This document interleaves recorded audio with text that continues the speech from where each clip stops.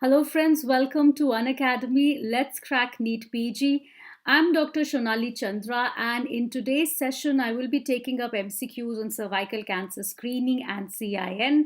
I have my referral code here, which is SHONALI. So if you take an Unacademy subscription, you can avail this code to use a 10% discount on your subscription package.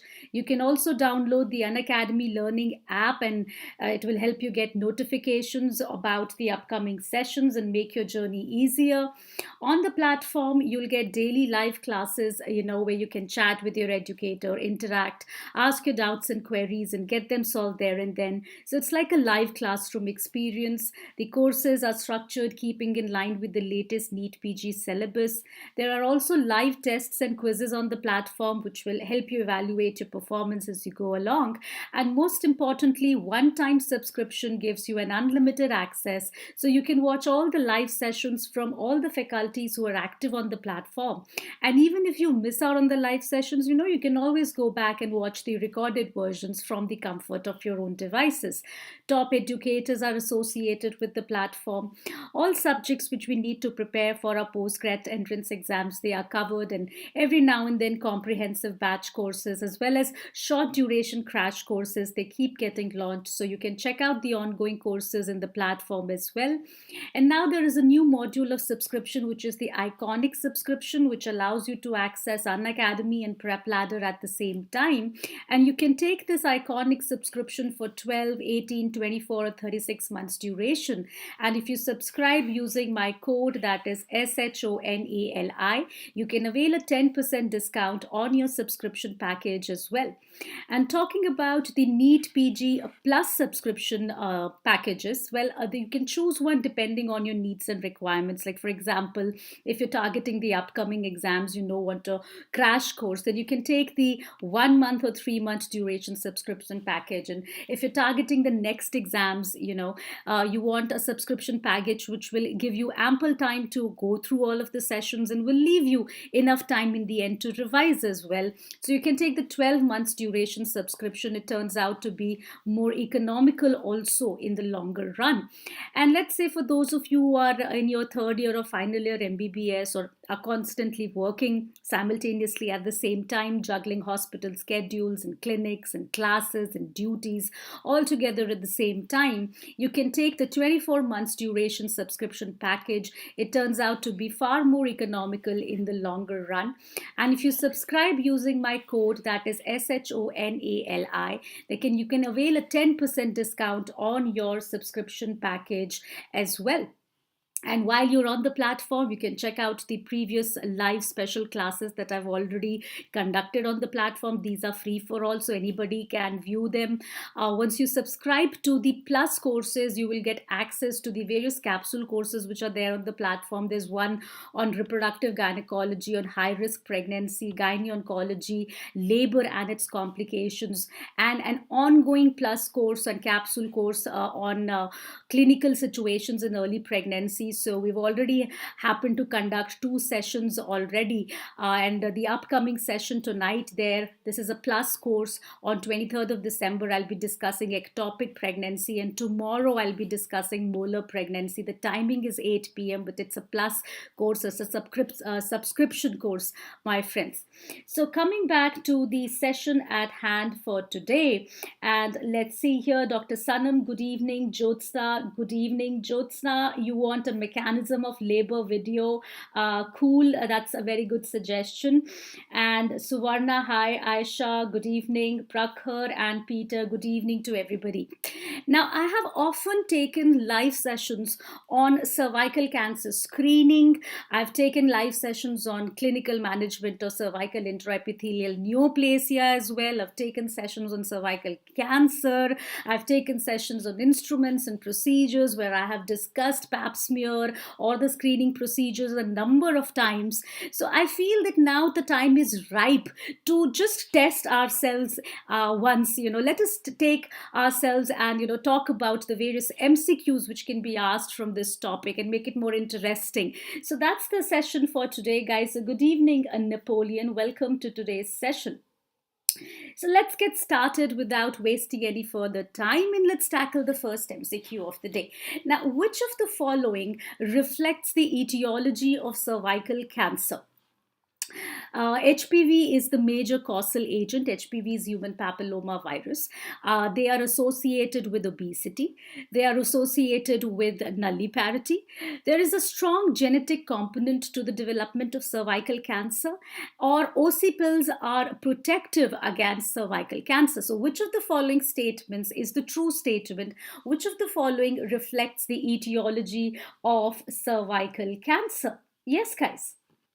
So, cervical cancer is one cancer where we definitely know an infective agent which is responsible for cervical cancer. Very good. So, the correct statement here is that human papilloma virus is the major causal agent, right? Now, which type of HPV virus? My dear friends, so there are many types of HPV virus strains that are there, right? And which particular type, most commonly, which type is associated with cervical cancer? So, all in all, we have the high risk HPV DNA types which are responsible, and we have the low risk HPV DNA types which are 6 and 11. Now, the low risk ones are responsible for warts, right? Anogenital warts. But the high risk ones, they are the ones which are responsible for cervical cancer and CIN, and most common being which genotypes are the most commonly associated. About 70% cases of cervical cancer and CIN are actually because of, very good, HPV 16 and 18. Together they account for about 70% cases of cervical cancer. And this HPV virus, you should also understand that it's a sexually transmitted virus. It's an STD, it's a sexually transmitted infection, it's a sexually transmitted disease. Right? And it's not like always there's going to be a vaginal intercourse. I mean, therefore, you also understand that the chances of anal cancer is also there if there is an anal intercourse that is happening with HPV related cancers. So, HPV related cancers are cervical cancer, vulval cancer, vaginal cancers, anal cancers, penile cancers. These are all HPV related cancers. And sometimes when there is, orogenital sexual activity, I mean, then there is a risk of oral cancers also, which are HPV related, right? So HPV related cancers are a number of them, yes, but we are focusing on cervical cancer today. Now, they're not associated with obesity, right? So in gynae cancers, you have other cancers like endometrial cancer, which is associated with obesity, not cervical cancer. In fact, women who suffer from cervical cancer are often from the low socioeconomic strata. They are cachexics, they're nutritionally deficient, right? They're not associated with nulliparity. In fact, they are more frequently associated with multiparity. And there's not any strong genetic component to the development of cervical cancer like we see in endometrial or ovarian cancers, where there are genetic ovarian or endometrial cancers, where there are hereditary ovarian or endometrial cancers, but there's not a strong genetic component which we see with cervical cancer as well. And oral contraceptive pills, yes, they are protective for endometrial and ovarian cancer, but not against cervical cancer. In fact, nowadays we are seeing a rising incident of adenocarcinoma of the endocervix. So these oral contraceptive pills, they are associated with adenocarcinoma of the endocervix, and it is now being seen more often in younger women. Right? And HPV 18 is the one that is most specifically associated with this adenocarcinoma of the endocervix. And oral contraceptive pills are also increasing the risk of adenocarcinoma of the endocervix. So they're not protective against cervical cancer. So all of the statements are false except for statement number A, which is the true statement here. Now let's get going with the next question. Now, which of the following is correct about HPV infection of the cervix? You have to identify the true statement. Only 20% of sexually active women will be infected with HPV. Most women with HPV infection will actually go on to develop warts, CIN, or cancer. The virus is transient for most women. Or there are only 10 subtypes of HPV identified to date. So which of the following statements is the true statements, guys? Here. Yes, so I'm waiting for your responses meanwhile. So let me just go ahead here and give you a very basic information that there are 13 subtypes, not 10 but 13 subtypes of HPV which are identified to date. 13 subtypes of high risk HPV viruses which are identified to date. So this is a false statement. And Peter and Aisha actually answering very correctly and very quickly there. Option number C is the true statement. Well, HPV virus infection is infection which is acquired sexually, and it is a rampant infection. I mean, mostly almost all women who become sexually active in their reproductive lifespan, right, during the course of the many years of sexual activity, they will acquire HPV infection. So majority of the women will actually be infected with HPV. But most of those women, about 80 to 90% of those women who do acquire HPV infection are actually going to get rid of the infection. They're going to clear the infection from their cervices and from their vagina by their natural immunity. Right? So most women will not go on to develop warts or CIN or cancer or consequences of HPV infection, but there will be some. There will be some for whom the virus will become integrated into the host DNA, right? For whom the infection will become persistent. Now, those are the women who will go on to develop warts, CIN, or cancer. So, for most women, yes, the viral infection is actually a transient infection. But for those set of women who go on to keep harboring the infection, persistent HPV infection, and that's not a lot, only about in 20% cases will it become persistent. And then over a course of many, many years, about 10 to 15 years, it will eventually lead to the formation of cancer. So option number C here is the only true statement, right? Now, let's get ahead and start taking up the next question. Now, any doubts about any of the questions that you feel about any of the statements, feel free to put it on the chat box. I'll be looking it up in in between and getting your responses also. Now let's have a look at the next question. There's a 45-year-old woman who's seen with recurrent episodes of Trichomonas vaginitis. She's advised a pap smear and she asks you, what is the purpose of this test? And what is the best response that you give to her for her question? You tell her it's a diagnostic test for trichomoniasis, that's why you're doing it. You tell her it's a diagnostic test for cervical cancer, that's why you're doing it. You tell her it's a screening test for cervical cancer. You tell her it's a screening test for endometrial cancer. So you've happened to see a woman who's 45-year-old with recurrent episodes of Trichomonas vaginitis, which is a vaginal infection causing vaginitis. And you advise her a pap smear, but why are you doing that pap smear for her? Are you doing it to diagnose trichomoniasis, diagnose cervical cancer, screen for cervical cancer, or screen for endometrial cancer? Very good.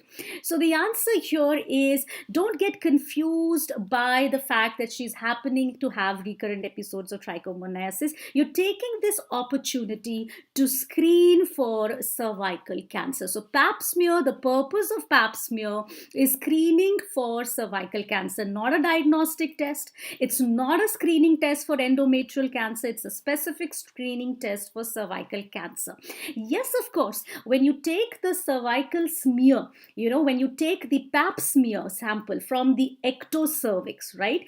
And when you do that smear taking and you prepare a smear, you can pick up other organisms. I mean, you can pick up trichomoniasis, you can pick up candidiasis, right? But that doesn't mean it is a diagnostic test for trichomoniasis, right? So please remember that also. So you might be able to find other features in a pap smear sample. You might be able to pick Trichomonas vaginalis. You might be able to pick up Candida. You might be able to find out bacterial vaginosis evidence, but it's not a diagnostic test for those vaginitis infections. All right.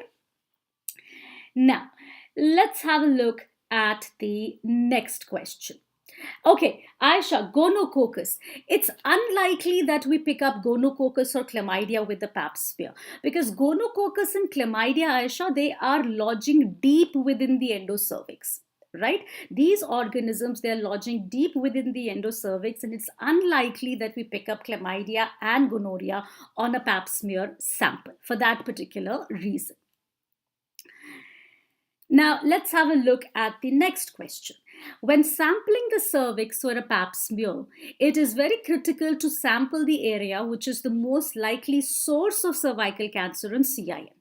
And that area is the endocervix, it's the transformation zone, it's the squamocolumnar junction, or it's somewhere on the ectocervix. So which is that area which you are sampling, and which is that area which you are keen at looking at, which is that area which is the most likely source of cervical cancer and CIN? So Peter rightly responding quickest there, it's the transformation zone. I mean, if transformation zone is not given in the option, I mean, then as a second choice you can choose the squamocolumnar junction, because your transformation zone is near the squamocolumnar junction, but the best answer to choose is the transformation zone. I would still like to emphasize that nowadays there is a rising incidence of adenocarcinoma of the endocervix as well. So now when we take a pap smear sample, we take two slides, we prepare two slides, one from the transformation zone on the ectocervix and another from the endocervical region. We take an endocervical brush and then make another slide. So we're sampling both the areas, but yes, the primary area that we need to sample is the transformation zone. So what is the transformation zone? Now, CIN arises in the transformation zone, and we can see here what is the transformation zone. Can you please tell me what is the transformation zone? What is the transformation zone? Where is the transformation zone on this cervix? I mean, this is your squamocolumnar junction, right?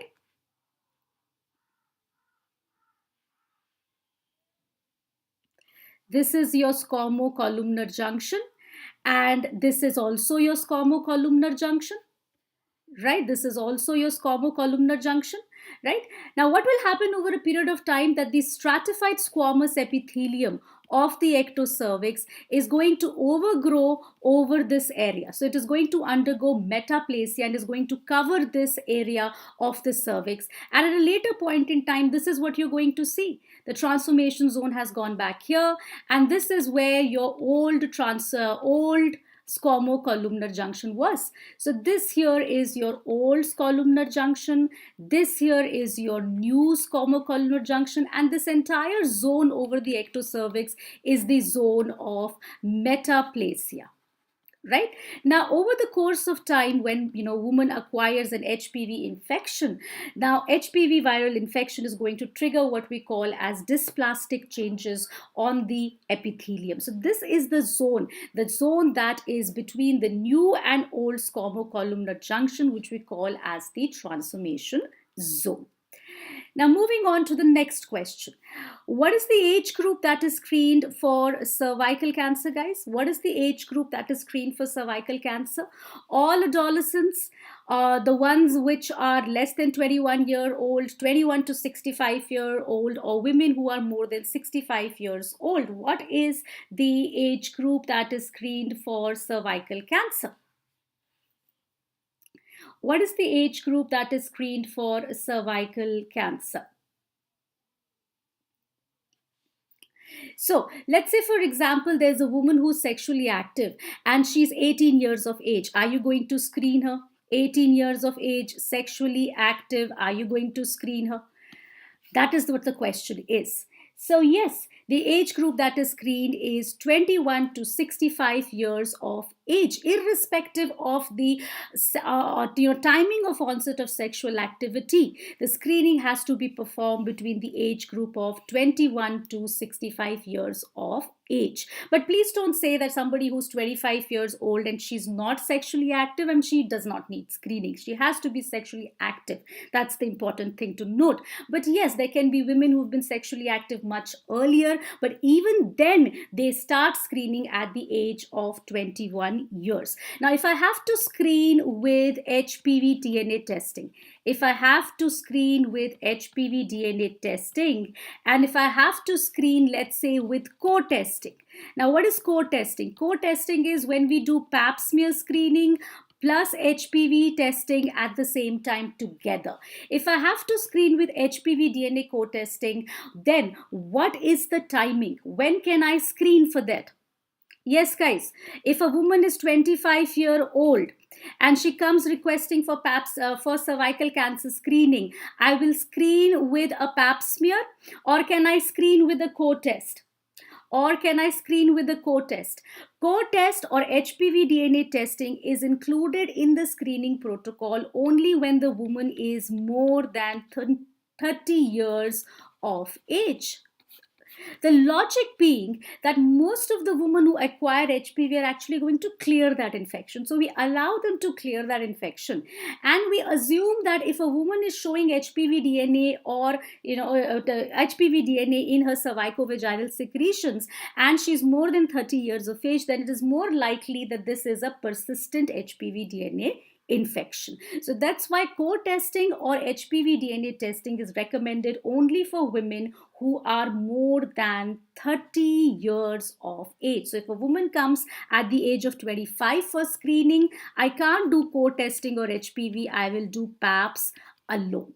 Right? Now, how frequently should I keep repeating this screening method? If I'm screening with pap smear, or if I'm screening with co-testing, or if I'm doing high-risk HPV DNA testing, how frequently should I be repeating the pap smear? If I'm repeating the only pap smear, if I'm screening only with pap smear alone, how frequently should I repeat it? How frequently should I repeat a PAPS alone? Yes, guys. If PAPS alone is being used to screen, how frequently should it be repeated? When should the timing be for the next PAP smear? A year, 2 years, 3 years, 5 years? How frequently should it be done? So yes, very good. So 3 yearly for PAP, every 3 yearly for PAPs alone. And when I'm using co-test or HPV DNA testing, it should be every 5 yearly, every 5 yearly. Right? So this is an important thing to remember. Now, another thing I want to ask you is, why is it that with co-testing or with HPV DNA testing, we are able to lengthen the screening interval every 5 years? Why is this? Why so? Have you ever wondered why, when we add high-risk HPV DNA testing or when we do co-testing together, we are able to screen at lengthier intervals? Why is that? Now, the reason is because the negative predictive value of HPV testing is very, very accurate. It's about 97%. That is the negative predictive value of HPV testing. So once it comes negative, I can be well assured for 5 years. That's the important thing. However, if you consider pap smear in comparison to HPV DNA testing, then the sensitivity of pap smear is only about 55%. Sensitivity of a single pap smear done once is only about 55%. That means there are many false negatives when pap smear is there. Okay, so pap smear done alone needs to be repeated more frequently. Whereas negative predictive value of HPV testing is very, very high. It's about 97%. So when we use HPV DNA testing, we can increase the frequency of testing to 5 years instead of 3 yearly intervals. All right. Now let's get ahead and take up the next question. A 35-year-old woman came with the complaint of postcoital bleeding. The physical examination is normal. What's the best step in evaluating the woman? what is the best step? Pap smear, a transvaginal sonography, a colposcopy, or an HPV DNA testing? Look at the complaint. She's coming with a complaint of postcoital bleeding. The physical examination, meaning that the per vaginal examination and the per speculum examination, is all normal.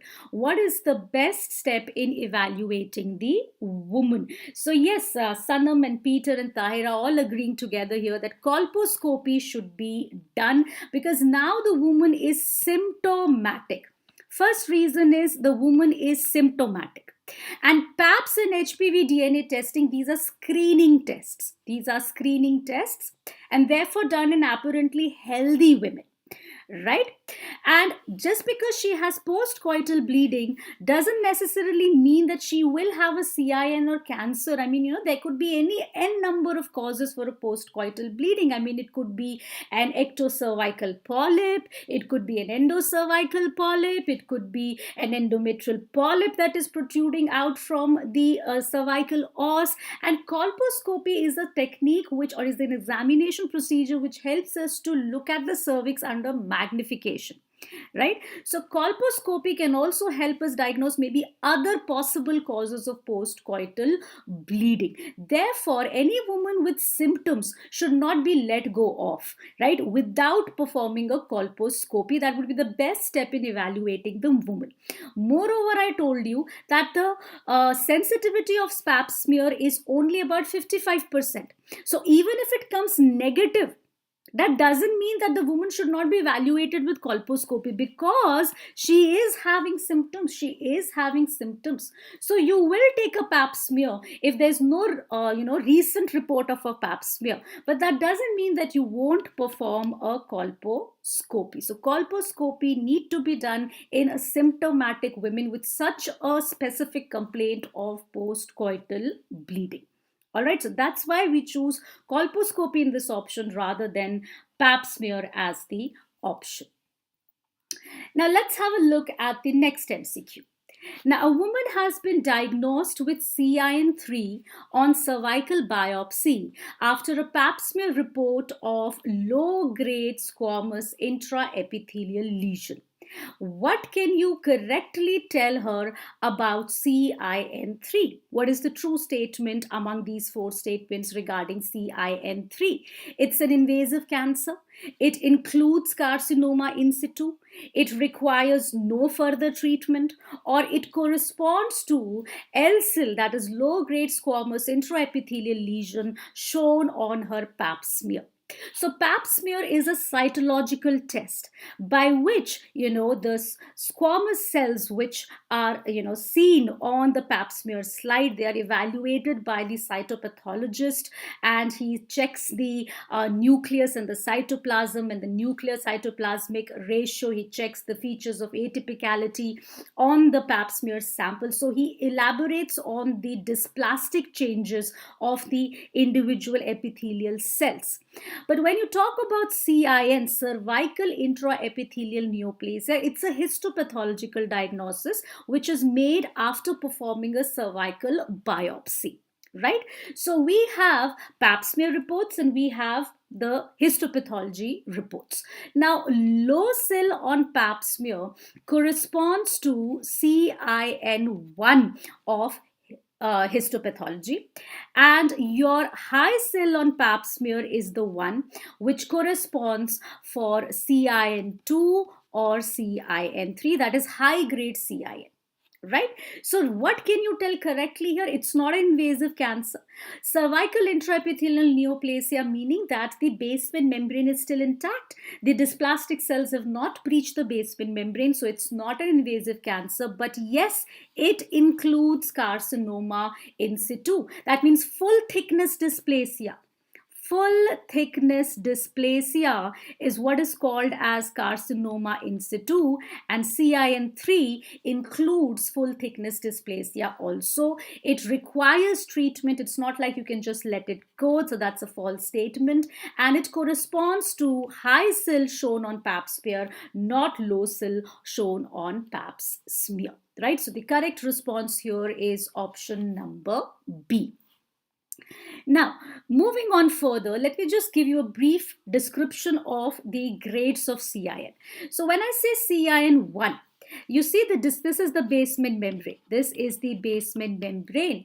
Now, as long as it is CIN, the basement membrane is going to remain intact. Now, CIN 1 is when the lower one third of the epithelium is dysplastic. Okay, CIN 2 would be when the dysplasia extends beyond one third and up to two thirds of the epithelial thickness. That is CIN 2. And CIN 3 would be something which is more than two-thirds of dysplastic changes up to full thickness dysplasia. So that is the grading of CIN which is seen on histopathological examination.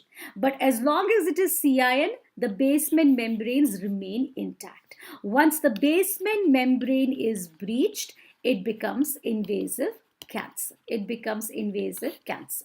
Okay. Now let's have a look at the next MCQ. Now, which of the following is the most common method used to diagnose cervical intraepithelial neoplasia? Complaints of abnormal vaginal discharge, postcoital bleeding, colposcopy, or abnormal pap smears? Which is the most common method used to diagnose cervical intraepithelial neoplasia? What are you doing to diagnose cervical intraepithelial neoplasia? What exactly are you doing? Are you just keep on asking women about complaints of abnormal vaginal discharge, keep on asking women about postcoital bleeding, keep on doing colposcopy to whomsoever who enters your OPD, or you offer pap smear testing to the women who enter your OPD? So if I frame the question like that, then you would pick up the answer as abnormal pap smears, because it all begins, the concept of screening. What is the concept of screening? The universal concept of screening for anything. It is early diagnosis and treatment. Now we are doing screening to pick up cervical intraepithelial neoplasia before it gets a chance to become cancerous, isn't it? Or before it progresses to cancer. So the concept of screening is early diagnosis and treatment. So the most common method that are using to diagnose cervical intraepithelial neoplasia is screening. So abnormal pap smear. Colposcopy comes later on. Once you do pick up an abnormal pap smear or an abnormal screening test, then you do colposcopy. Right? And colposcopy by itself is not going to diagnose intraepithelial neoplasia. You will have to do biopsy along with colposcopy. So colposcopy is a procedure which is only helping you to find an area to biopsy. Right? So therefore, the answer in this question is abnormal pap smears. Now let's have a look at the next question. Now, there's a 35-year-old multiparous woman who underwent pap smear screening and the report came out to be high CIN. What's the next step in management? Should you repeat a pap smear after 6 months? Should you do high-risk HPV DNA testing? Should you do colposcopy? Should you do a punch biopsy from the anterior lip of the cervix? So you should do simply, because she's multiparous, simply offer her an immediate hysterectomy. So what's the next step in management? A 35-year-old multiparous woman, she came with the report of high CIL. What's the next step in management? Yes, so Tahira is the quickest there, answering option number C. Colposcopy needs to be done. So the pap smear testing has a very high specificity. So once the pap smear reports comes abnormal, it should be definitely be looked into. Right? How do you look into with any abnormal pap smear report? Colposcopy needs to be done to identify the area to biopsy. There's no benefit achieved by repeating the pap smear. right? High risk HPV DNA testing will not help you. If you do a high risk HPV DNA testing, it will come positive. Most of the times, HSIL will be associated with high risk HPV DNA testing also. So it is not going to add anything to the management protocol, right? You will do a punch biopsy if you happen to see a growth on the cervix, right? But let's say a screening was done for the woman. So I'm assuming that the cervix should be absolutely looking healthy on the outside, on the naked eye, right? So therefore, a colposcopy to be done, and no hysterectomy to be done unless a cancer is identified. Okay. Now, let's have a look at the next question. Colposcopy permits one to do which of the following? You are able to see the entire transformation zone in all patients when you do a colposcopy. You choose the most suspicious area on the ectocervix to biopsy. You can treat microinvasive cancer with colposcopy, or you can make the diagnosis of cancer with colposcopy. So, colposcopy permits you to do which of the following? Yes, colposcopy permits you to do which of the following? So colposcopy by itself is not going to make the diagnosis of cancer. For diagnosis of cancer, you have to have a histopath, right? It's not a treatment for any microinvasive cancer or anything. You're just going and looking at the cervix with magnification, right? You can see the entire transformation zone in all the patients. No, in postmenopausal women particularly, the squamocolumnar junction actually recedes inside the endocervix, right? And therefore what happens is we are unable to see the entire transformation zone, especially in postmenopausal women. So it's not like you can see the entire transformation zone in all patients. So the only true statement here is that colposcopy allows you to find the most suspicious area on the ectocervix to biopsy. Now, Dr. Sanam, I think why not biopsy? You are asking about the previous question. So in the previous question, we didn't do a punch biopsy from the anterior lipus cervix because they're not mentioning anywhere that there is an abnormal area on the cervix which is visible on the naked eye. The information that they're just providing is that a woman has undergone screening. If a woman had undergone screening, I would assume that her gross appearance of the cervix is otherwise healthy, right? That's why not punch biopsy in that question. Now, what could be the colposcopic findings? Now, you could have a look at this cervix here. You can see that this is the area of the transformation zone, and colposcopy is a procedure which is obviously allowing you to view the cervix under magnification. About 30 times magnified view of the cervix can be there, and you also are going to simultaneously dab 5% acetic acid on the cervix is dabbed and applied, and then after a minute you will see that white area will appear. So the dysplastic epithelium turns white on application of acetic acid, which you can appreciate. So I've zoomed in on it and I can see this geographic white area. So this white area is the area to biopsy, right? Now, if I apply Lugol's iodine on the same area, I will see that the abnormal area does not take up the color of iodine. The abnormal area stains yellow, right? So we can choose the abnormal area in this particular way. This is how colposcopy helps. Now, moving on further, let's have a look at the next MCQ. Under colposcopic examination, a distinct aceto-white area is noted with coarse punctations and mosaic like the one shown in the figure. This is consistent with what histological finding on biopsy? When you see such thick white area, I mean, compare this white area and then compare this white area. If you compare this white area, you will see it is just very softly white and hazy white, right? Whereas if you see here, this is very dull white, and it's looking very thicker area, right? And then you also appreciate that there are no abnormal vessels over this white area, whereas here there are abnormal vascular patterns. I mean, there are red dots here. These are red dots here, which are punctations, coarse red dots, not fine red dots, but coarse red dots, which are called as coarse punctations, and tiled-like patterns, which are called as mosaics. So such abnormal colposcopic findings, a thick, dull, gray-white area with overlying abnormal vascular patterns, is more consistent with a high-grade CIN, that is CIN 2 or 3. Now, a squamous cell cancer, which is frankly a squamous cell cancer, will look like an exophytic or a cauliflower growth on the cervix. It will look like an ulcer on the cervix. It will seem as if the cervix has been eaten up by growth. And, so there is another appearance to squamous cell cancer, but these particular findings on colposcopy are definitely more consistent with high-grade CIN. And yes, of course, Aisha, you're rightly saying that it becomes much better to visualize abnormal vascular patterns when we use a green filter. However, in this particular picture, green filter has not been applied. Even without applying a green filter, we've got these pictures showing the abnormal vessels. Now, let's have a look at the next question.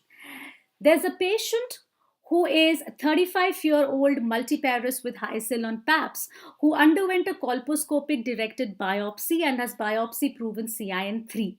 She requests cryotherapy for treatment. Cryotherapy is appropriate to consider under what clinical circumstances? I mean, are you going to consider cryotherapy in her?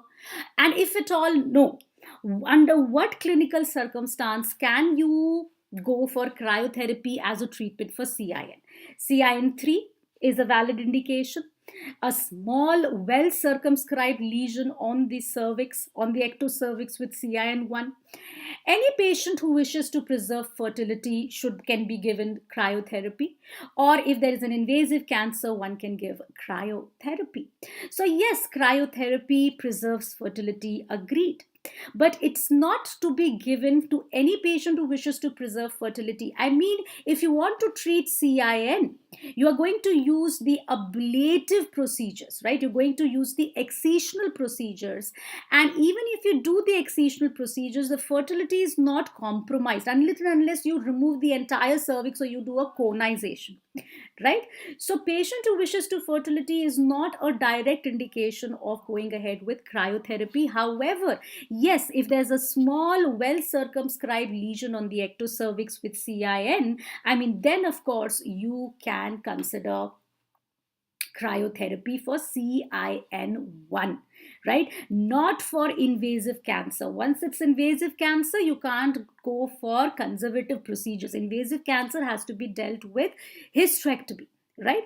And your CIN3 is not a clinical situation where you're going to offer cryotherapy. So even if this patient is requesting cryotherapy for treatment, I would advise her against cryotherapy, because it can be done only under situations where there is CIN1, that too on the ectocervix near the transformation zone. It's a small, well-circumscribed lesion so that it can fit in that location where I'm putting up the cryo probe. So cryotherapy is a technique which freezes the cervix, which uses the cryo energy. I mean, the gas used is nitrous oxide. Carbon dioxide can also be used at minus 22 degrees to freeze the tissues of the cervix here, superficial tissues of the cervix here, the epithelium of the cervix here. And you can see here that the cryo probe is a machine. It's a handheld gun. It's connected with this pipe to the cylinder which is containing the gas, and when I press on the nozzle of the gun, you see there is a ice ball which will start to form. And the banawat, or the the make of this cryo gun, this is what we call as the cryo gun. The way it is made is that it fits right here on the ectocervix at the os. So I can treat CIN1 only at areas if it is here. If it is here, if it is near the transformation zone, if the abnormal area is here, then I can't use cryotherapy to treat that abnormal area, So it has to be like this, right? And another important thing to remember here is that why can it not be used to treat CIN 2 or 3 or high grade CIN? Because the depth of destruction achieved with cryotherapy is only 5 mm. And that's because the mechanism of action of cryotherapy is such that it allows for crystallization. This low temperature crystallizes the intracellular water and the cells burst open and the cells are destroyed. But the depth of destruction is only about 5 mm. So that's why we can't use it for treatment of CIN 3. Now, moving on further, let's have a look at the next MCQ. There's a 35-year-old multiparous woman with pap smear report of high SIL. Colposcopy was performed and an abnormal area was identified on the ectocervix and the biopsy showed CIN3. What's the next step? What is the next step? Is it a conization? Should I remove the entire cervix? Should I remove this entire cone? Or should I just go for a hysterectomy straight away directly? Should I do a cryotherapy or should I do a procedure which is called as LEEP? So, what is the next step? So, pap smear report of high SIL, biopsy proven CIN3. What's the next step? Very good. It is LEEP. Now, had she been nulliparous, had she been nulliparous, had she been 40-year-old, had she been 50-year-old, your answer would still have remained LEEP. LEEP is the treatment of choice for CIN3 or the modality of treatment of choice for CIN3. It's still not cancer, therefore no direct hysterectomy, no hysterectomy for benign lesions, no need to undergo such extensive procedures like conization. I mean, LEEP is an OPD procedure, whereas conization, we have to cut the cervix with a scalpel and the woman has to be admitted. It has to be done in OT under anesthesia. It entails a lot of blood loss as compared to LEEP. So LEEP has many advantages over conization, and therefore now LEEP is the treatment of choice for CIN3 treatment. Okay, so you can see here, I'll just elaborate on the management of CIN2 or 3 briefly. I'll talk about LEEP here. LEEP stands for Loop Electrosurgical Excision Procedures. It's also called as LLETS, which stands for Large Loop Excision of the Transformation Zone. It's an OPD procedure. All right, so these are the various LEEP electrodes which are used, right? So these have a wire here. And once you connect it with the cautery machine, what happens is that these loop of wires, they're going to vibrate very fast. So then they are going to vibrate very fast and they're going to get heated up. So what we can do is we can cut and coagulate the tissue at the same time. So you can see here I'm cutting the ectocervix. I'm cutting here on the transformation zone. I'm removing the transformation zone and there's absolutely no bleeding. That's because cutting and coagulation is being achieved at the same time. And once I'm done, I've removed the entire transformation zone and there is absolutely no bleeding there, right? So that is the advantage. But yes, of course, the entire cervix is not removed. So there's less bleeding, there's less chances of cervical stenosis and incompetence because I'm not removing the entire cervix as compared to conization procedures. This procedure offers less bleeding and less chances of cervical stenosis or incompetence. And another very big advantage of this procedure is that it can be diagnostic and therapeutic at the same time. Now, how can it be diagnostic and therapeutic at the same time, guys? I'll give you an example. Let's say there's a 35-year-old multiparous female with a pap smear report of high SIL. The next step is a colposcopy. So you performed a colposcopy and an abnormal area was identified on the ectocervix like this. So this is your abnormal area. Can you see? Here, it's here. There's a polyp also. There's a polyp also. And there's an abnormal area. If you lift up the polyp, there was an abnormal area underneath that as well. So you performed a colposcopy and you saw this area which is all around the ectocervix. It is all around there, all around, right?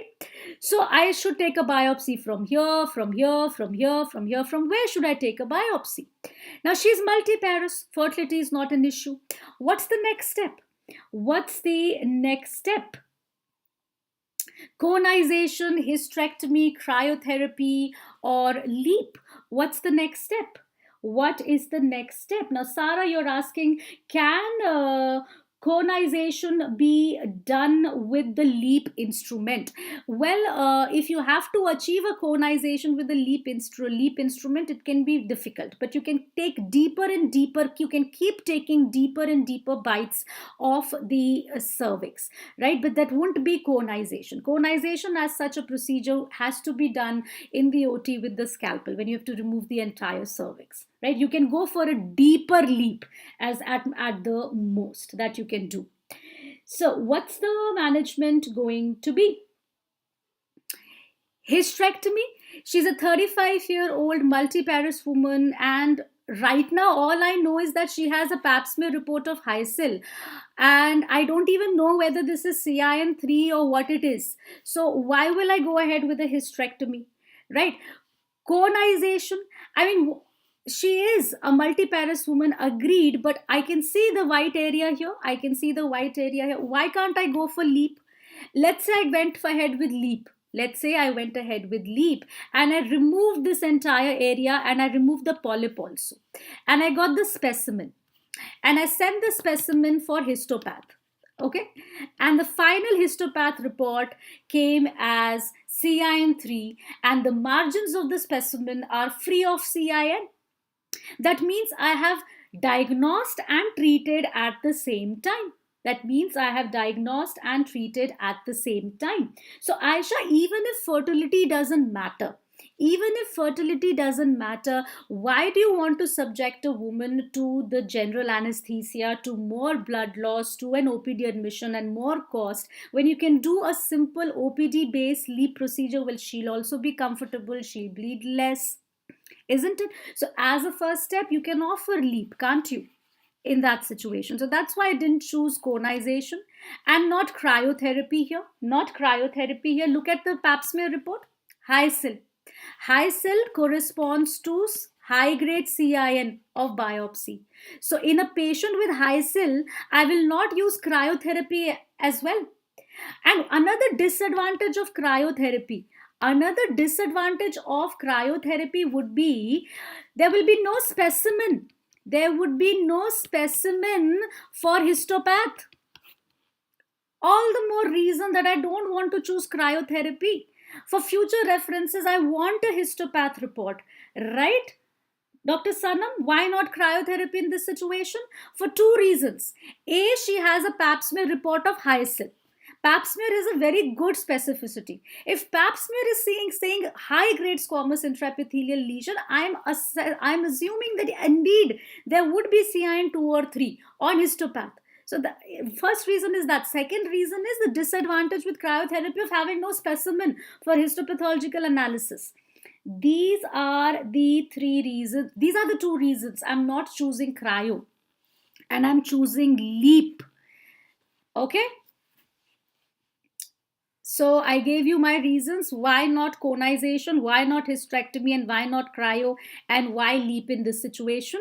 And LEEP gave me the advantage. Final histopath from this specimen came out to corroborate my finding of CIN3, and indeed the margins of the specimen came free of cancer from CIN. So it was treatment also at the same sitting. Now let's have a look at the next question. A 28-year-old healthy woman has a routine gynae examination and pap smear was done. Her pap smear report is atypical squamous cells of undetermined significance. The following statements are true regarding ASCUS, except, which is the false statement.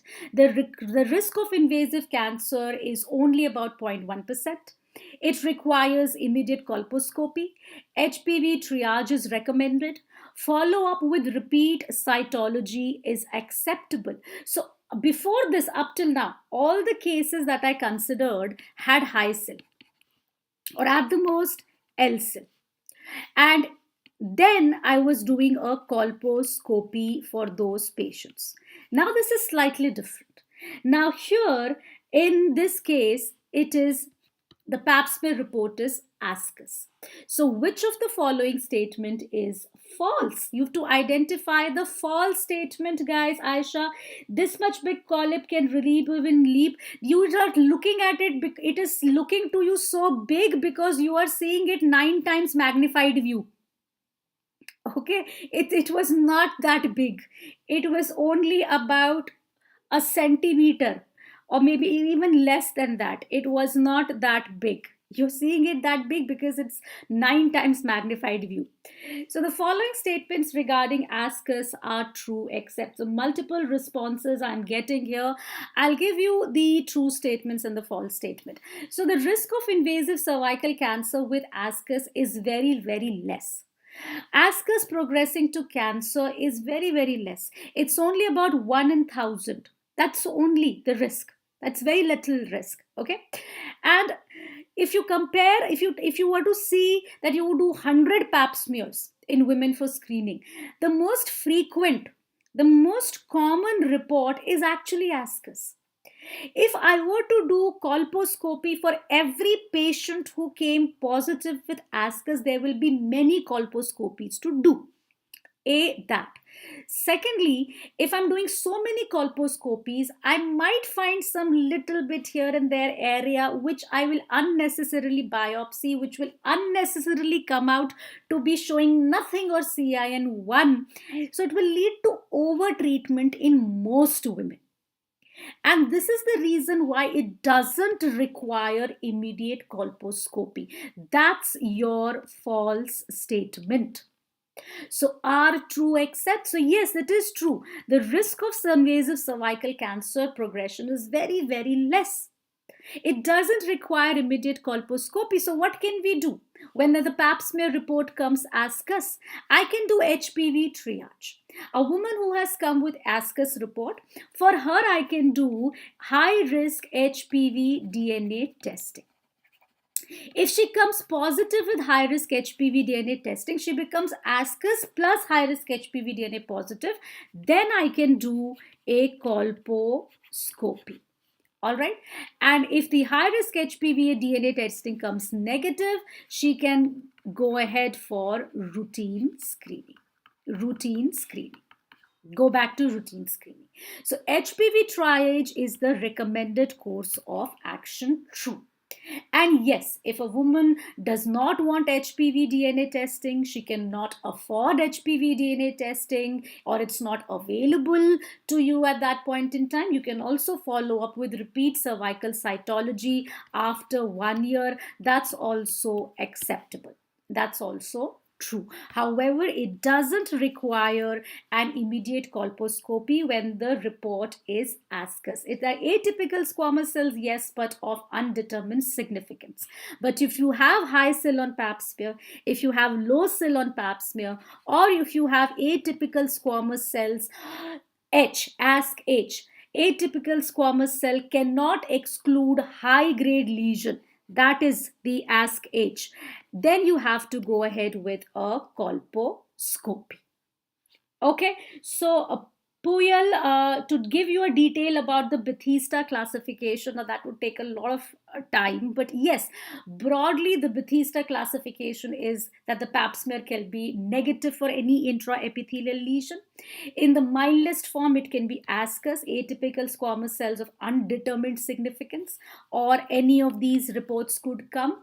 High-grade squamous intraepithelial lesion, low-grade ASC-H, atypical squamous cells cannot exclude high-grade neoplasia. So these are abnormal reports which need to be followed up with colposcopy. So these are the squamous cell abnormalities. And you can also pick up glandular cell abnormalities on pap smear, where you can find atypical glandular cells. And if you find atypical glandular cells on pap smear, then you also have to, sample the endocervix, because the glandular cells are coming from the endocervix. So in addition to colposcopy, you should definitely go for an endocervical curettage as well. So broadly, this is about your Bethesda classification. Okay, now let's have a look at the next MCQ. So there's a 35-year-old multiparous female with a pap smear report of high SIL, and a colposcopic biopsy showed CIN3. So you did a LEEP also, right? LEEP was done. And on the LEEP, when you remove the entire transformation zone, set it for histopath, the histopath report revealed CIN3, now with foci of microinvasion. So the most of this area contains CIN3, but there are somewhere here and there foci of microinvasion as well. What's the next step? What is the next step? Conization, or let's do a hysterectomy directly? She has achieved her purpose in life. She has 2 children. Let's get rid of her uterus. Or we go for a cryotherapy, or we repeat a LEEP. Now is the right time to do a conization. Right, so conization is not recommended for all cases of high SIL or CIN3, but there are situations where conization is required. The reason for conization is that I will be able to see the entire cervix. I will be able to see the entire ectocervix. I will be to analyze the entire endocervix as well. So I don't want to miss out on analyzing any area of the cervix. There are foci of microinvasion. I have just removed the transformation zone. I don't know if there are foci of microinvasion still left inside. So I want a better diagnosis, and therefore conization will have to be done. Okay. Now moving on further. Hysterectomy will not be done because there's still no diagnosis of cancer. Okay, so let's not offer hysterectomy rampantly to any woman for every benign cause. Okay, now let's have a look at the next question. There's a 45-year-old multiparous woman with a pap smear report of high SIL, and she underwent a colposcopy. An abnormal area was identified on ectocervix, which on histopath revealed CIN1. What's the next step? And Puyal, I will take up your question as well. And let's go ahead with this question. Let's just read through this question. I'll go back to that question again. I just saw that message quite late. So conization, LEEP, hysterectomy, or cryotherapy. Now, Puyal, you are asking me again, why not a hysterectomy? Hysterectomy is a major surgical procedure. It takes a longer surgical procedure rather than conization. You will have to open up her abdomen, or you will have to go for a vaginal hysterectomy, or you will have to go for a laparoscopic hysterectomy. Whatever you do, any surgery comes with its own inherent risk of intraoperative complications, of anesthesia related complications, and you want to do it for a possibly benign cause, which could have been handled by a simple conization. What if you were to do a conization and you are asking me, Aisha, conization 360-degree sample? Yes. I am showing it to you like this, but of course you remove the entire cervix. Okay, 360-degree sample of the cervix, all the way up to the internal os, you remove the cervix, entire cervix you remove. So let's say, for example, I did a conization in this patient. And on conization, the report comes that there is no microinvasion anywhere. There is no microinvasion anywhere. It's only CIN3. So the pathologist on LEEP specimen had raised a suspicion of foci of microinvasion. I did a conization. There's no microinvasion anywhere. And no further treatment, you see. She's not cancerous. She is not having cancer.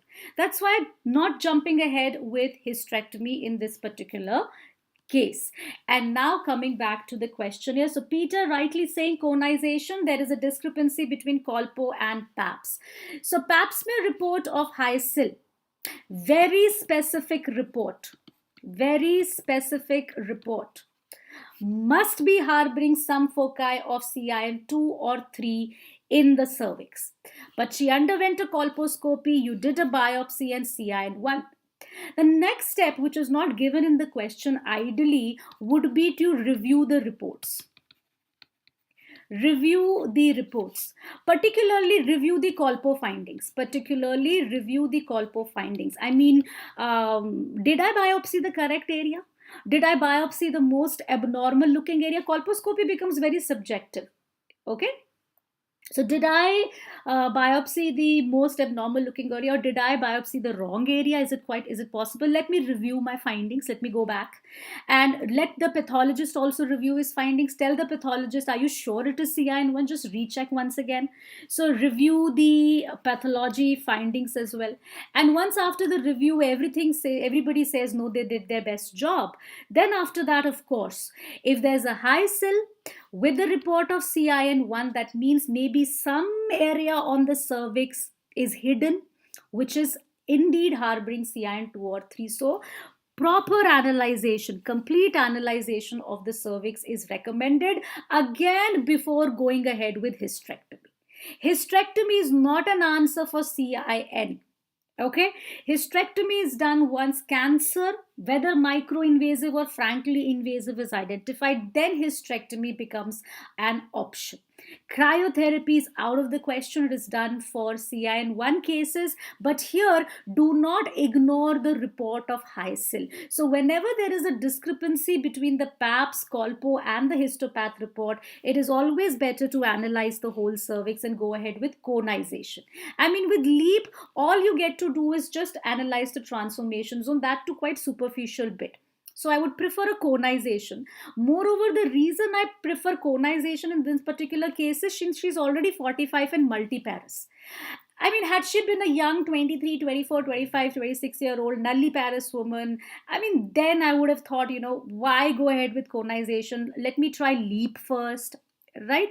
Because the fact that she's multiparous is making my decision to do conization a better answer in this particular case. Okay, so that's why I didn't choose LEEP. Had she been nulliparous, then I would have chosen LEEP rather than conization. Okay. Now let's have a look at the next question. There's a 45-year-old multiparous woman with high SIL on pap smear, and she underwent colposcopy. An abnormal area is seen on the ectocervix, but the colposcopy was deemed as unsatisfactory. What's the next best step in evaluation? So what does unsatisfactory colposcopy mean? Unsatisfactory colposcopy means that when you're not satisfied after doing a colposcopy. Why are you not satisfied? Because you are not able to see the entire transformation zone.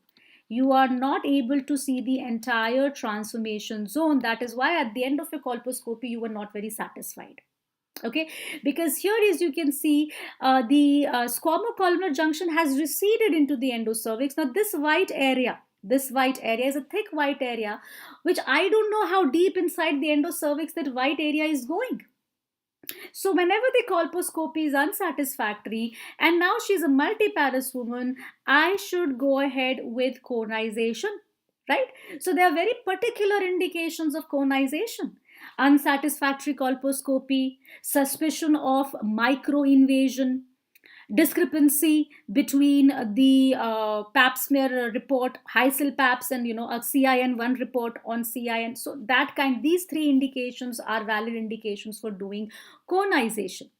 Okay, or let's say, for example, there is a CIN which has been identified on endocervical curettage. CIN identified on endocervical curettage. Then also you would like to go for a conization. Okay. Now moving on further, let's talk about the next MCQ. The HPV vaccine is formed by recombinant technology, and it's composed of viral-like particles containing which HPV protein? L1, E1, E6, E7 protein. Which is the protein component of this HPV vaccine? This protein component is derived from the capsid protein of the HPV virus, right? So the vaccine contains of viral-like particles containing which HPV protein?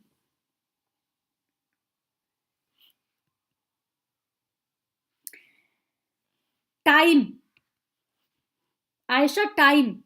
There's a timer. When I do a colposcopy, there's always a timer. It's been 57 seconds since I dabbed the cervix. I mean, I put this acetoacetic acid on the cervix and then I put on the timer to note how quickly the white area comes. So this is for the time, 57 seconds.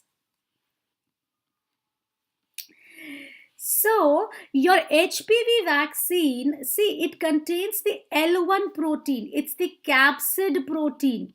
It's the capsid protein. You have to give the vaccine, right? You don't want to give the disease to the patient. I mean, even protein is used for HPV virus. This HPV virus uses its own proteins by using the cellular machinery of the host, isn't it? So it integrates into the host DNA and then it starts creating its own oncoproteins, right? So the E1 protein is responsible for viral multiplication. And your E6 and E7 proteins, these are your oncoproteins which are responsible for malignant transformation. These are responsible for malignant transformation. So the viral vaccine does not contain these aggressive proteins which are responsible for viral multiplication or malignant transformation.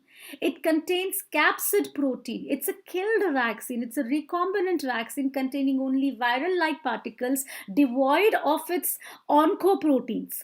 So it is made up of L1 protein. It's made up of L1 protein. Okay. So that was a very factual question, actually. Now, what are the various types of HPV vaccines that we know of? What are the various types of HPV vaccines that we know of? Another very important question for the NEET PG examinations. We have the Cervarix, we have the Gardasil, and now the latest one is the 9-valent one, right?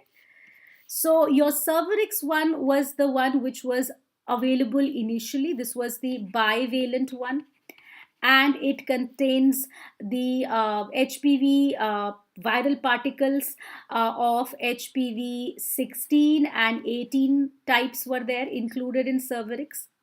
And your Gardasil, on the other hand, is the quadrivalent one, right, containing 16, 18, 6 and 11 as well. So this Gardasil also provided protection against warts, right? So with Cervarix, there is no protection against warts, whereas Gardasil gives protection against warts as well and consists HPV 16 and 18 types of strains as well, right? And your 9-valent one is the latest one, which contains in total 9 strains. So 6, 11 and 16 and 18 plus another 5 strains, that is 31, 33, 45, 52 and 58. So HPV types, additional 5 strains are also there. So obviously this is better. It covers more HPV strains. So these are your, this one is your latest vaccine in the lot, right? So these are the 3 HPV vaccines, and very, very important to remember that Gardasil and 9-valent ones, they both provide protection against warts as well, because they contain HPV 6 and 11 strains as well, right? Now let's have a look at the next MCQ. This is pertaining to HPV vaccination. Now, there's a 30-year-old woman who comes for her annual gynae examination, and she inquires whether she should receive the HPV vaccination. Okay, for which population is the HPV vaccine approved for use? Women of all ages? Only women who are virginal and have never had an HPV infection? Girls and women aged 9 to 26 years of age? Or for pregnant and lactating women? For which population is the HPV vaccine approved for usage? Yes, guys, there's a 30-year-old woman who's come for an annual gynae checkup. She wants to know, can she get the HPV vaccination done? Can she or can she not? Yes, the question here is, for which population is it approved? So Peter, the quickest there to answer, it is approved for use in girls and women who are aged 9 to 26 years of age, not for women of all ages.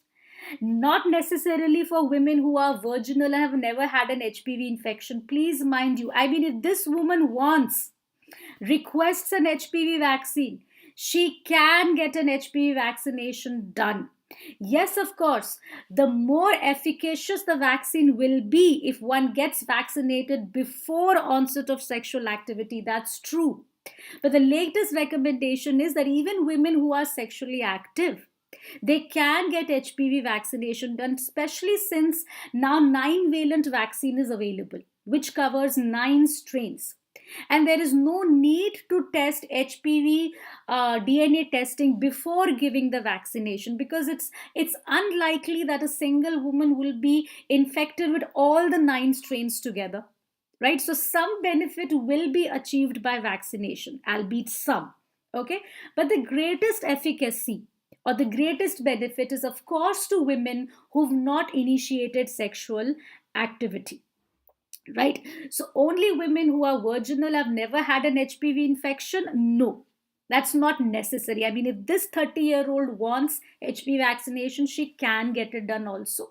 It is recommended for girls between 9 to 26 years of age.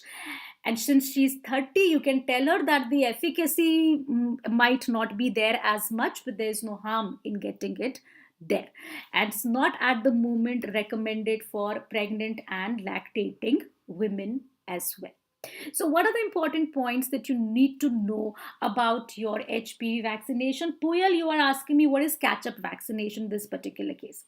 You see here, it is recommended for women who are aged 9 to 26 years of the age, but your most recommended age group is between 11 to 12 years of age, right? And when you vaccinate young girls who are below 14 years of age, up to 14 years of age, the dosage schedule is 2 doses, 0 dose, and then another dose after 6 to 12 months. And when you are vaccinating girls who are 15 years and above, then they require a complete dosage, 3-dose schedule, a 0 dose, second dose at 1 to 2 months, and the third dose after 6 months of the 0 dose, right? So the most recommended age is 11 to 12 years. If you've missed this opportunity, then catch-up vaccination can be given to other women, other young girls beyond the age of 15 years, up till 26 years. That is what catch-up vaccination in terms of HPV vaccination means. That if you've missed this most recommended age, even then you can give it at a later point to adolescent girls as well. Okay, so that is what it means. Now, moving on further, let's have a look at the next MCQ of the day. A 55-year-old woman is diagnosed with invasive cervical cancer on cone biopsy. There is no visible growth on the cervix. The cone biopsy shows that the depth of invasion is 7 mm. What is the stage? What is the stage of this cancer? Yes, guys, so now I've jumped on to cervical cancer, invasive cervical cancer. Now understand, there are 2 ways one can pick up cervical cancer. One, there can be a frank growth on the cervix that you can see. And the other possibility could be a woman had HSIL on PAPS, then she underwent Colpo, then she underwent biopsy, then she was diagnosed as CIN3, then she had a LEEP. On the LEEP, there were foci of micro invasion, and then you ended up doing a cone biopsy, a conization, and then you ended up discovering that she indeed has invasive cervical cancer. But all the while, there was no visible growth on the cervix. But you happen to pick up this cervical cancer by way of a screening protocol. So the cone biopsy shows that the depth of invasion is 7 mm. What is the stage? So Puyal 1B1 and 1B1, 1B1, I think, but some of you are also saying 1A2. Now see, there's this catch here. Yes, when we say that there is stage 1 cancer is when the cancer is limited to the cervix. 1B is visible growth. 1B is visible growth on the cervix.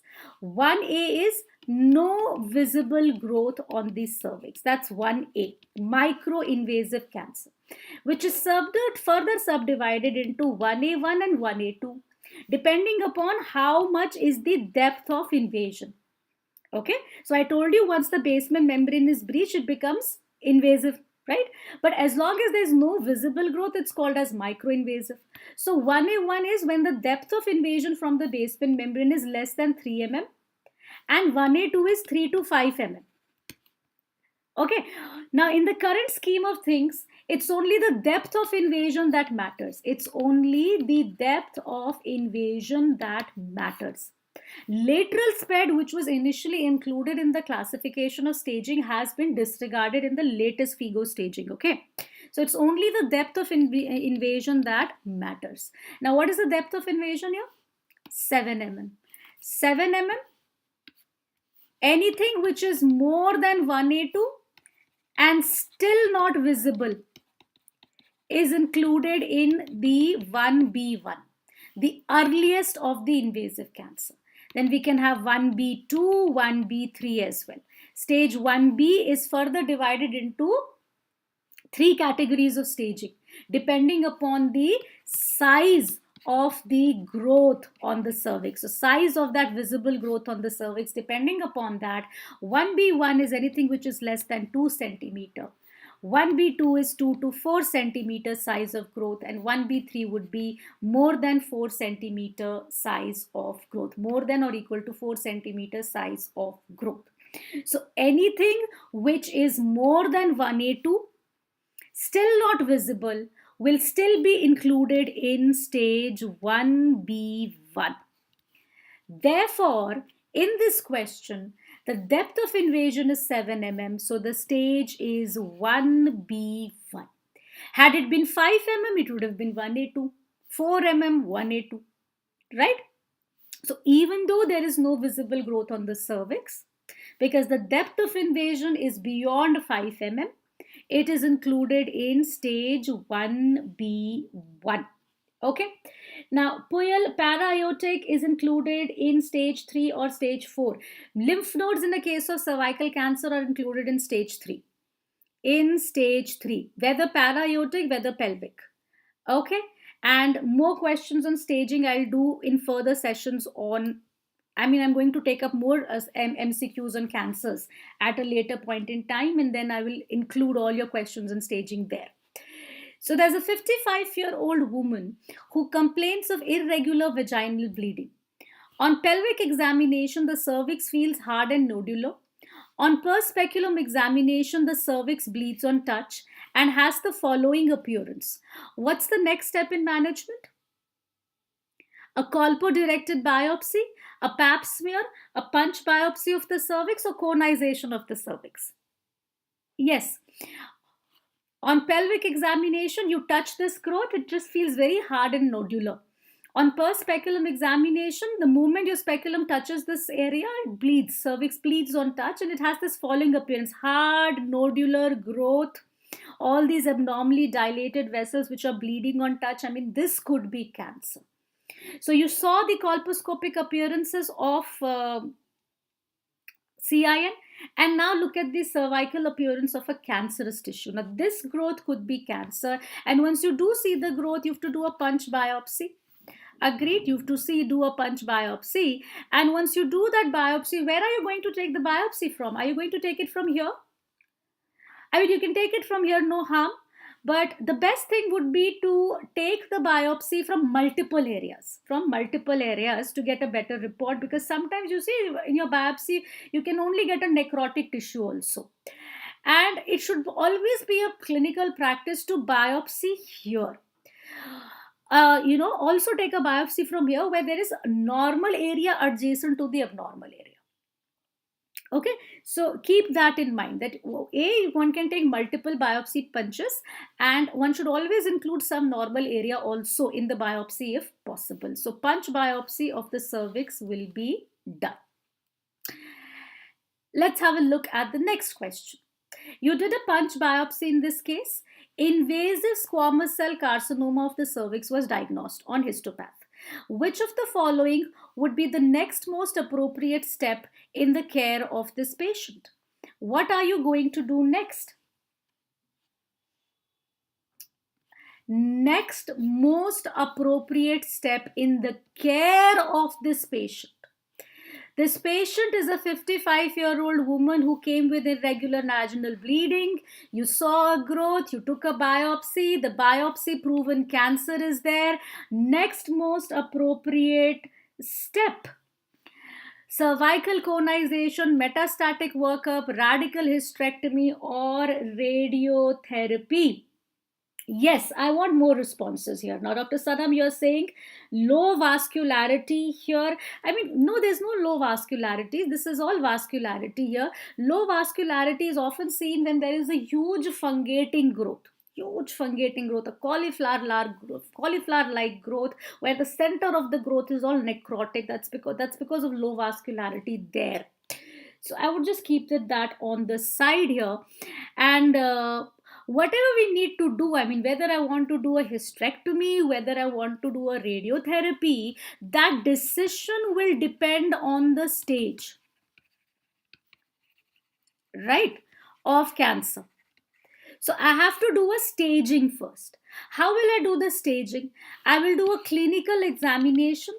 I will use certain investigations to come to a conclusion that this is apparently stage 1 or stage 2 or stage 3 or whatever. So a metastatic workup is required first to confirm what stage is she in. Is she stage 1? Is she stage 2? Is she stage 3?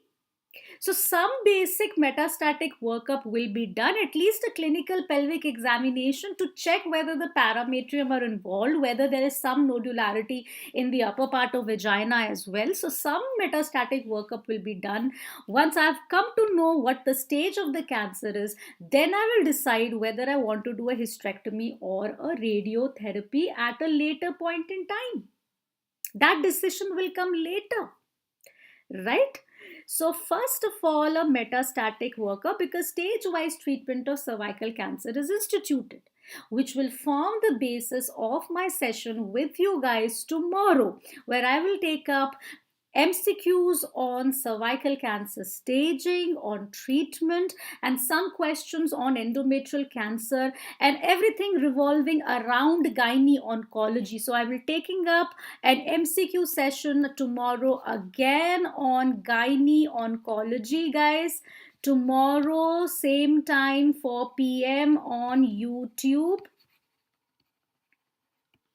And that will be my discussion for tomorrow. And Zola, now you are answering finally. Yes, you are going to go for a perrectal examination, cystoscopy, sigmoidoscopy, and IVP possibly, depending upon what kind of symptoms your woman is having. I mean, cystoscopy is not always warranted in all women. Of course, if she's complaining of bleeding per rectum, or you're suspecting that the growth is very large and it might be infiltrating into the bladder in front, then you go ahead with the cystoscopy. If she complains of a rectal bleeding, or you are doing a clinical pelvic examination and you find that there is some nodularity towards the rectum as well, I mean, then you'd want to do a sigmoidoscopy and a proctoscopy to begin with, right? So proctoscopy, sigmoidoscopy would be done then. And yes, of course, now there is no limitation to performing CT scan or MRI pelvis in evaluation of cervical cancer staging. I mean, for a long time, yes, it was considered that cervical cancer staging is mainly a clinical staging. I mean, it still is. There's no doubt about that. That clinical staging is definitely done. But apart from that, use of every investigations, you see, even CT scans, even MRI pelvises, they are recommended to find out whether there is a lymphatic metastasis, the lymph nodes are already enlarged or no. So all sorts of investigations are now allowed for metastatic workup of cervical cancer patients. So that is going to be the discussion for tomorrow in detail. Now, Peter, you want to know? Yes, say Degefa, CT is added these days. That's what I was telling you. CT scan, MRI pelvis, even patients where you see para-aortic lymph nodes and pelvic lymph nodes which are enlarged, even retroperitoneal lymph node dissection, laparoscopic retroperitoneal lymph node dissection is also being carried out by some people to remove those lymph nodes laparoscopically and deal with the primary cancer separately. So there are many things are coming up new in cervical cancer management protocols. So Peter, there, in a lady with extensive genital warts, is cesarean section done to prevent newborn laryngeal papillomas? Yes. The reason why women with active genital warts is subjected to cesarean section is because of this reason, that during passage through the infected birth canal and during passage through a vaginal delivery, the warts, from those warts, the HPV virus can gain access to the infant's throat and then can cause laryngeal papillomatosis in the newborn. So that's why women with active genital warts, if identified during labor, should be subjected to cesarean section. Okay, so you got it right there. So that's it, guys, for the time being. And I will see you again tomorrow, same time, 4 p.m., for further discussions, for continuation of this discussion further about staging, about treatment, about staging in endometrial cancer as well. I will try to elaborate on you the differences in approach in answering questions from cervical cancer versus endometrial cancer. So all those approaches will be discussed tomorrow. If at all it's possible for you guys, please do watch the sessions which I've already undertaken on YouTube on cervical cancer and endometrial cancer, because then that can be helpful, because tomorrow we'll just be juggling up with the MCQs. Right, so if you're on the platform, I would also like to remind you can subscribe to the Plus platform using my referral code SHONALI. You can subscribe and access to the get access to the capsule courses. There's a current capsule course which is ongoing, where I'm discussing clinical situations in early pregnancy, so you can join me there as well. Otherwise, I'm there with you guys tomorrow, same time, 4 p.m. Bye-bye, guys. Have a great day and take care. Thank you.